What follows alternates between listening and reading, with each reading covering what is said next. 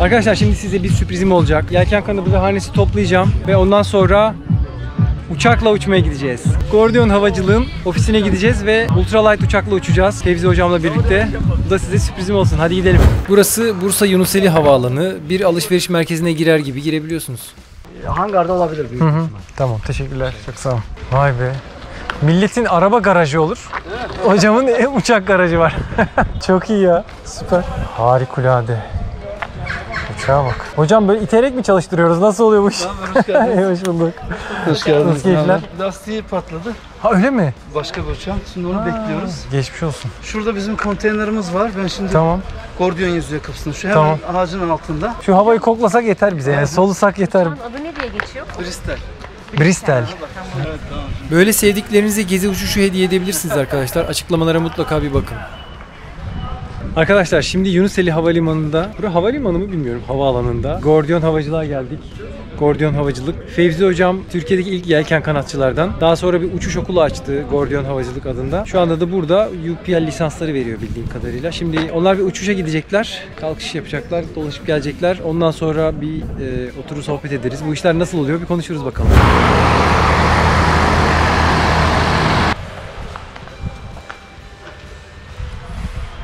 Belki bu havaalanının en acayip aleti. Arkada da pervane var, üstte de pervane var arkadaşlar. Ama bizim yelken kanadının sükuneti yok arkadaşlar. Burada hep motor sesi var ona göre. Gyro çalışmaya başladı. Dur gidelim oraya. Bu esinti gyro'dan mı geliyor ya? Olabilir mi? Bence olabilir. Acayip bir şey gidiyor böyle. Vay. Dükkana bak. O gitar da varmış. Var tabii abi. Elektronik Evet. bile var. Uçuştan önce stresli olan öğrenci arkadaşlarımızı resitalle sakinleştirip... Her şey available yani. Çok iyiymiş. Tamam. Biz bir uçup gelelim. Tabii buyurun. Yansın abi, Tamam. su, çay ne Çözeriz. istiyorsanız burası. Eyvallah. Gitar kafana göre takıl Aynen. yani. Şimdi bir eğitim uçuşu olacak arkadaşlar. Eğitim alan arkadaş Fevzi Hoca ile birlikte uçuş yapacak. Bir saat kadar falan uçuşları sürecek. Ondan sonra ben uçacağım inşallah. Çaktırmayın. Burada da bir yolcu var. Hocam bu uçak hafif ya, böyle yokuş aşağı park etseniz çalışmazsa iter şey yaparız yani. Aynen öyle. Uçağın ilk hızını verince uçuyormuş arkadaşlar. Yokuş aşağı park ediyoruz uçakları. Park freni on. Gaz kolumuzu biraz ileri alıyoruz. Yakıt açık ve seçili. Paraşüt kullanıma hazır. Uçağın acil paraşütü var arkadaşlar. Acil bir durum yaşanırsa kullanılmak üzere roketle fırlatılan bir yedek paraşütü var. Şimdi motor çalıştıracaklar. Ahmet ne yapıyorsun? Arkadaşlar pilotluk eğitimine çekirdekten başlıyoruz. Böyle önce tabaklar yıkanır. Tamam mı? Güzelce her şeyi böyle yerlere paspas. Buraları temizleyeceğiz. Ondan sonra pilot olacağız. Öyle geldim hemen hocam hadi beni pilot yap, yok. Biz işte yelken kanatçı buranın temizlikçisi oluyor işte, siz öyle düşünün yani. Gaz geri, lövye geri. Ondan sonra bir flap, iki flap. Orada lövye ileri gaz ileri mi, gaz ileri lövye ileri mi? Çünkü ikisinin arasında çok büyük fark var. Ama gaza yetişemezsin ki, orada flapta ya elin. Daha elin gaza gelmeden lövyeyi ver ki gazı da yetiştir. Çok kafa basıyor aşağı o zaman. Basacak zaten. Basmazsa sürat bitiyor. Çünkü sen flapı koyduğun için burun daha da yukarı gitmek istiyor. Oradan stola girer yani. Siyahlara basıyorsun. Tamam. Burada da böyle buraya. Çık abi sol el Geldim. ortadan. Şuradan sol el. Hadi bakalım. O yani. Evet, pervanenin önünden çekilelim. Sen oradan kaç Esra. Emniyet, ateş. Gördüğünüz gibi uçağın kendi rüzgarı var arkadaşlar. Böyle bizim tepede beklediğimiz gibi rüzgar beklemek yok.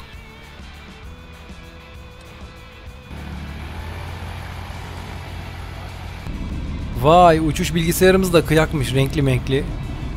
Bundan bende de var ya, çok şey etmemek lazım. Hatta benimki güneşte bile gözüküyor. Evet, şimdi pist başına geçtik. Kalkış için hazırız. Fevzi hocam kuleyi bilgilendirdikten sonra gazı köklüyor ve uçak güzel güzel hızlanmaya başladı. Ben uçak daha yerde gidecek derken hop çoktan tekeri kestik bile. Arkadaşlar ben böyle bir şey beklemiyordum ya. Uçak tüy gibi uçuyor. Yani o kadar pürüzsüz bir şekilde gidiyor ki havada. Ne bir titreşim var ne bir sarsıntı. Mükemmel bir hismiş gerçekten de. Kendi sınıfının Ferrari'si zaten bu uçak. Hocam diyor ki ne uğraşacaksın yelken kanatta, yok kurdum tepeye çıktım rüzgar bekledim falan filan, gel benzinini doldur uç mis gibi diyor işte. Ben böyle sakin sakin gün batımı izlerken hocam uçağın burnunu yavaştan bir daldırdı. Şöyle bir hızlandık. Sonra levyeyi çekince bir G yemeye başladık. Tırmanışa geçtik. O da yetmedi. Hocam tabii eski yelken kanatçı olduğu için durur mu? Kanadı soldan bir yatırdı. Hop bir wing over. Bu arada fark edilmiyor ama güzel G yiyoruz arkadaşlar. Ben oturarak G yemeye alışkın olmadığım için biraz hoşuma gitti yani. Bu arada kulaklıktan airspeed diye ikaz gelmeye başladı. 240-250 km hızlara ulaştık. Fakat bu hızı kesinlikle hissetmiyorsunuz. Yani eğer göstergelere bakmazsanız uçağın bu kadar hızlı uçtuğunu anlayamıyorsunuz. Dönüşle birlikte G kuvveti olmasa evdeki koltukta oturuyor gibisiniz.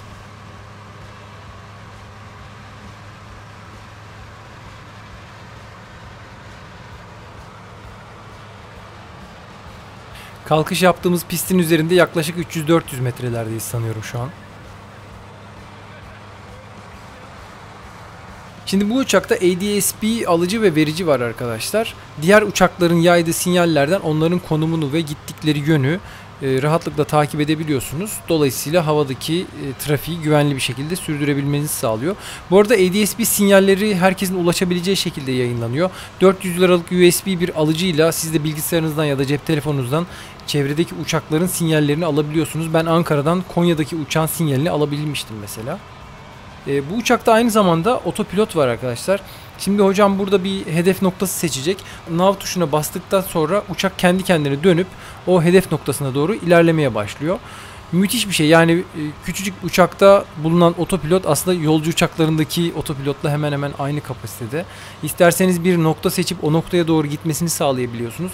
Ya da bir yön seçerseniz o yöne doğru gidiyor. Tabi cihazda yükseklik haritası da yüklü. Gitmek istediğimiz yönde bize engel teşkil eden arazi yapılarını burada görebiliyoruz. Mesela şu anda Uludağ'a doğru dönmüş bulunduk. 7-8 kilometre mesafe olmasına rağmen kulaklıktan terrain şeklinde ikaz alıyoruz. O zaman bir turda ben süreyim bakalım nasıl oluyormuş. Lövye çok tok arkadaşlar. Hiç böyle boşluk yok. Ne kadar baskı uygularsanız o kadar etkili oluyor. Tabii ben acemi pilot olarak ayaklarımı pedala koymayı unutmuşum. Pedallarla uçağı hiç yana yatırmadan dönüş yapabiliyorsunuz arkadaşlar. Dönüşü desteklemek için kullanılıyor daha çok. Şimdi hocam uçağı hem sağ yatırmamı hem de sağ pedala basarak dönüşü desteklememi istiyor. Bir taraftan da tabii hız saatini kontrol etmem gerek. Uçağın hızsız kalmaması ya da aşırı hızlanmaması için. Böyle biraz oynadık. Şimdi sola yatır biraz. Dön. Toparla şimdi. Toparla. Sağ yapalım. Dengele kanatları. Tamam. Burnu aşağı verelim şimdi. Biraz sola doğru döneceğiz. Gün batımına doğru. Hocam dedi ki sen bunu hızlı öğrenirsin, aferin. Gün batımında Bursa manzarasının keyfini çıkardık. Vallahi böyle uçuşta her zaman denk gelmez.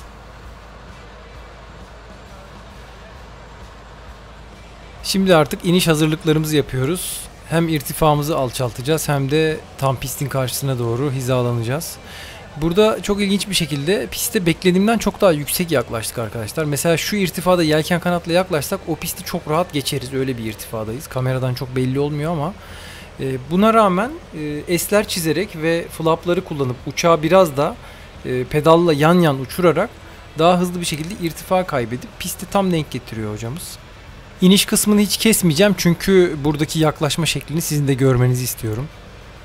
Hani böyle hafif bir uçak olduğu için küçük dönüşler yaparak yani şu kadar dar bir alanda bile esler çizerek irtifa alçaltabiliyor.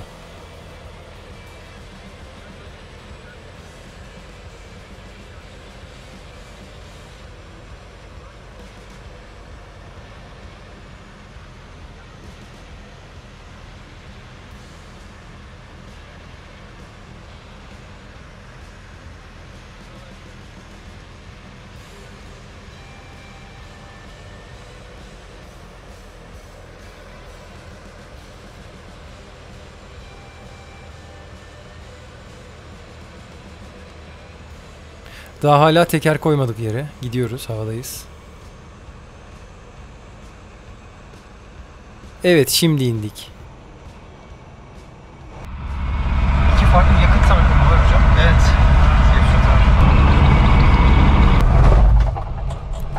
Süper. Bunların da ses engelleme şey müthiş ya. Noise cancel. Noise cancel müthiş bir şeymiş harbiden. Oo süper. Vallahi inesim yok ya. Bura gayet güzel. Akrobasi yaptınız Evet resmen. evet. Yani uçak böyle tüy gibi Esra. Hani ben daha gideceğiz zannediyorum pistte hızlanmak için. Yo, kalktık gidiyoruz. Çok iyi. Hiç yani bir şey yok. Müthiş. Arkadaşlar mükemmel bir deneyimdi ya. Böyle bir şey yok. Yani hakikaten kendinize yapabileceğiniz en büyük iyilik. Eğer imkanınız varsa paranız saçma sapan şeylere harcamayın, gidin kendinize bir uçak alın. Gelin Fevzi Hocam'dan da eğitimini alın. Devam edin gidin. Bu uçaklar hocam ultralight sınıfında geçiyor değil mi? Evet, ultralight sınıfında. Toplam ağırlığı ne kadar bu uçağın? Bu toplam ağırlığı 380 kilo ama bunun aynısının sertifikalı uçak versiyonu da var. Yani sertifikalıyla uçak ultralight arasındaki tek fark, biri ulusal sertifikayla uçuyor, biri uluslararası sertifikayla uçuyor. Ulusal sertifikayla uçtuğu için bu 5'te 1 daha ucuz bir hava aracı diğer kendi sınıfına göre. Evet. Ama bir takım avantajları da var. Bu uçağın paraşütü var örneğin. Evet. Herhangi Kurtarma acil paraşütü durumda var. paraşütü Aynen. çektiğinizde hem uçağı hem de bizi yere indiriyor. Bizim yelken kanattaki gibi acil paraşütü var. Acil yani. paraşütü var. Uçakla birlikte bizi yere indiriyor. Çünkü hafif hava aracı bu da. 120 litre yakıt alıyor. Yaklaşık 1500 kilometreye yakın gidebiliyor. Saatte 200-250 kilometre, 300 kilometre hızlarla. 1500 kilometre buradan nereye ya? Ben hesap edemedim. Belgrad'a kadar gidiyoruz yani. Belgrad'a Emniyetli yakıtla. Evet. Tabii yakıtın hepsini havada tüketemiyoruz. Tüketmiyorsun. Otopilotu var, kabin Müthiş. ısıtması var. Yaz kış uçak. Ya içeriz. uçak değil yani, böyle yaşam alanı gibi. İçeride 2 oda bir salon. Peki hocam mesela şunu merak edecek arkadaşlar. Diyelim ki biz bunun eğitimini almak istiyoruz. Aha. Ve bir de uçak satın almak Evet. istiyoruz daha sonrasında. Evet. İşte bunun nasıl, ya bütün süreçlerini aslında merak ederler. Hani geldik eğitimini aldık, o nasıl olacak? Şöyle, biz sivil havacılığın yetkili uçuş okuluyuz. ÇOKEF hava araçları alanında. Bu uçağın da Türkiye temsilcisiyiz. Yaklaşık 20 tane oldu Türkiye'de bu uçaklardan. Bu şey Bristol markası değil mi? Bristol markası, çek aynen. malı. Bunun çok basit, Avrupa ile eşdeğer bir eğitim programı var. 27 saat uçuş, 50 saatte teorik eğitimi kapsayan bir program bu. Bu sizin gelip gitme ve öğrenme sıklığınıza bağlı olarak ayarlıyoruz. Kurslarımızı yaklaşık 1,5-2 ay gibi bir süreçte bitirebilirsiniz. Yani Bence 25 bayağı. saat sonunda artık bu uçağın lisansı Sivil Havacılık Genel Müdürlüğü'nden geliyor. Yalnız uçuşlarınız var bu 25 saatin içerisinde. En sonunda bitirme kontrolünü Sivil Havacılığın kontrol pilotuyla uçuyorsunuz. O kontrol uçuşunu da geçerseniz zaten, yalnız uçtuysanız o kontrol uçuşunu zaten geçersiniz. Daha sonra artık bu uçağı uçurabilir kapabilitede oluyorsunuz. Aynen. Bununla ne yapıyorsunuz? Daha sonra ister uçak kiralayabilirsiniz veya kendiniz bir uçak edinebilirsiniz. Bu uçakların özelliği araba benziniyle çalışması, yakıtının her yerde olması. İyi ya, En büyük süper. avantajlarından bir tanesi bu. Aynı zamanda uçak benzini de kullanıyor. Bununla kendinize ait bir pistten de iniş kalkış yapabilirsiniz. Yani 300 metrelik bir yer bu uçağı indirip kaldırmak için Evet, yeter. ben az önce zaten kalkışta şaşırdım. Yani yolcu uçaklarında mesela arkadaşlar pistteki o koşu süresini biliyorsunuz. Ama bunda hani ben diyorum ki daha gideceğiz herhalde. Ben hani fark etmeden bile çoktan teker kesmiştik yerden ve çok böyle havada akarak gidiyorsunuz. Yani inanılmaz bir konfor gerçekten. Onu burada görüntüde anlatmam mümkün değil. Bir de Çok hızı iyi. hissetmiyorsun tabii. 200 Evet. kilometreyle gidiyorduk. Evet. Dolayısıyla bu da yormuyor insanı. Yani bir Evet. yerden bir yere gittiğinde mesela Çok konforlu bir şey. dinç bir şekilde.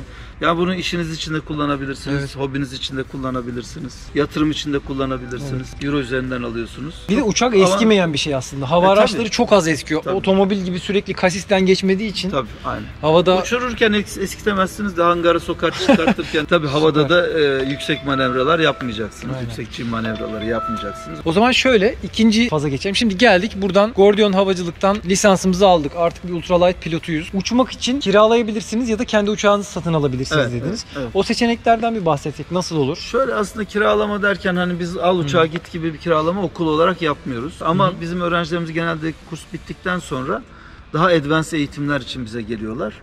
Gene eğitimlerini devam ettiriyorlar. Evet. Bir şekilde hem daha emniyetli hem de daha o öğrenme sürecini de arttırmış oluyorlar. Genelde öyle bir kiralamamız oluyor. Çünkü Türkiye'de maalesef bunu böyle kiralayabilecek Evet. pilot sayısı çok fazla olmadığı için bir kiralama hizmeti vermiyoruz. Anladım. İşin şeyi o. O zaman kendi uçağını satın alıp istediği gibi Evet. uçacak. Ya da Öyle. birkaç kişi bir araya gelebilir. Kulüpleşmeler olabilir. Yelken İleride kanattaki gibi. beklediğimiz- Evet. Kendi başınıza uçmayın. Birkaç Yani. arkadaş edinin. Yani evet. Hep beraber gelin. Mümkünse uçağı olan arkadaşlar. Evet. Arkadaşımızı iyi seçmeniz lazım yani. Arkadaş. Bizde öyle yani, uçuşa giderken yalnız gidemiyorsun. Kendi başına gitmemen Evet, tabii. gerekiyor zaten. Emniyetli değil. Yani buradaki en büyük kriter uçan kişilerin sayısı arttıkça, işte buradaki hangardaki uçakların Evet. hepsi benim öğrencilerimin uçakları. Evet. Hafta sonları geliyorlar, uçaklarını alıyorlar, uçuyorlar. Beraber uçuyoruz onlarla. Evet. Yeni şeyler Müthiş. gösteriyoruz veya 3-5 uçak bir yere gidiyoruz. Ondan sonra fly-in'ler düzenleniyor. Evet. Mesela Sivrihisar'a gidiyoruz buradan hep beraber. Evet. Bir ara İnönü'ye gelmiştiniz. İnönü'ye festivale. geldik. Şu anda Almanya'dan mesela 20 tane uçak sadece gezmek için geldiler. Türkiye'ye. O Çanakkale'ye süper. indiler. Selçuk Efes'e indiler. Oradan Kapadokya'ya gidecekler. Antalya'ya gidecekler. Çok iyi bir ya. hafta burada kalacaklar. Evet. Kendi uçaklarıyla geldiler. Bunun gibi 2 kişilik uçaklar. Evet. Hepsi. Böyle ralliler düzenleniyor. Bayağı- 20 kişi bir araya geliyor. Evet, çok kişinin haberi olmayabilir bunlardan ama Ha. yani insanlar gördüğü zaman mesela yelken kanatta da çok benzer şeyler oluyor. Ya işte nasıl uçuyorsun da müthiş bir şey. Ya abi yok, gidiyorsun Türk Hava Kurumu'na eğitimini alıyorsun. Hani Evet. ve bunun ne kadar ulaşılabilir olduğunu aslında göstermek için hani ben YouTube'a videolar yüklüyorum. Şimdi bu da ulaşılabilir bir şey arkadaşlar. Yani hani belki tek başınıza olmaz ama birkaç arkadaş gidip bir uçak alabilirsiniz. İlla hepinizin kendi şahsi uçağı olup Tabii, da kapının önüne park etmene gerek yok. Sonuçta bu bir spor. Hani sportif havacılık gibi değerlendirmek lazım. Yani son derece erişilebilir şeyler. Hani bunları da mümkün olunca gösterelim ki. Fiyatları şöyle, Evet. bunlar mesela 100 Aynen, bin Euro'dan bunu- başlayıp bizim uçaklarımız için söylüyorum ama 50-60 bin Euro'ya da alınabilecek Evet. cihazlar var ama tabii yapabileceği şeyler daha kısıtlı. Hı hı. Hani bir glass cockpit, otomatik pilot, paraşüt falan olsun dediğimizde 150 bin Euro'lardan Evet. 250 bin Euro'lara, 300 bin Evet. Euro'lara kadar gidiyor. Ama yani işte orta sınıf Evet. üstü bir araba parası. evet, aynen, Dolayısıyla aynen. ama Kesinlikle. hakikaten zamanı satın alıyorsunuz bununla. Yani buradan Bodrum'a hiçbir şeyle 1,5 saatte gidemezsiniz. Evet, yani kesinlikle gidemezsin. bir yandan bunu iş için kullanan insanlar da var. Evet. Hem hobi olarak kullanıyor hem de bir yerden bir yere gideceği zaman en hızlı şekilde Kesinlikle. ya. ulaşım için de kullanıyorlar. Bir de şöyle bir şey var. Tabii bizim kendi uçağımız için söyleyeyim. Hı hı. Metal gövdelidir. Ondan sonra iniş takımı kapanan versiyonları vardır. Birçok opsiyon ekletebilirsiniz. Evet. Bunlar sizin hem emniyetinizi hem de konforunuzu ve performansınızı arttıran şeyler. Evet. Ondan istediğiniz gibi renk boyatabiliyorsunuz. Yani bunu sipariş verdiğinizde siz sipariş veriyorsunuz, sizin adınıza bir uçak Evet. üretiliyor. Yani Yani fabrikada dizili uçaklar var, Evet. birini göndermiyorlar. aynen. Sizin adınıza. Siz diyorsunuz ki rengi bu olsun. Kendinize Evet. göre bir şey dikiyorsunuz. Aynen. Demin Enis'te de konu konuşuyorduk. Uçağa binmek değil, uçağı giymek lazım. Uçağı giydiğiniz zaman Evet. uçağı kullanabilirsiniz. Evet. Bindiğiniz zaman yolcu olursunuz. Evet. Eğer pilot olmak, uçmak istiyorsanız uçağı giymeniz lazım, hissetmeniz lazım. Bunun kanadı benim kanadım. Ondan sonra dediğiniz zaman o zaman pilot oluyorsunuz. Bu da onun için çok güzel bir fırsat. Çok güzel Yani ya, ticari süper. uçuşlarda bu zevki alamazsınız. Her zaman iki Evet. pilotsunuz. Bunda ise annenizi uçurabilirsiniz. tabii.